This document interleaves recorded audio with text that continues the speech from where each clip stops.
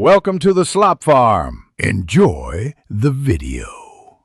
In this video, I will show how to use Notion for a student planner. First, let's set up your workspace.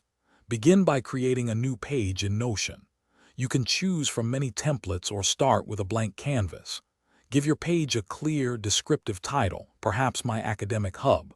Then, add key sections like courses, assignments, and calendar to lay a solid foundation for your academic year. Next, let's organize your academic life with databases. Create a dedicated database for all your courses, adding properties like the professor's name and credit hours. Then, set up a separate assignments database. Crucially, link each assignment to its respective course. Implement status properties like To Do, In Progress, and Completed to easily track your progress on every task. Now, let's integrate your schedule. Add a calendar view to your planner to see all your deadlines and events at a glance.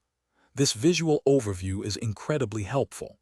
Make sure to set up reminders for critical tasks. This ensures you stay on top of every submission. You can also add a priority property to your assignments, categorizing them as high, medium, or low to manage your workload effectively. Finally, personalize your Notion planner to make it truly yours.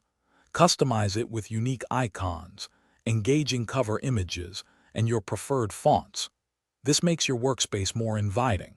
For enhanced productivity, create linked databases to view assignments filtered by specific courses or upcoming due dates. Don't forget to use Notion's Web Clipper.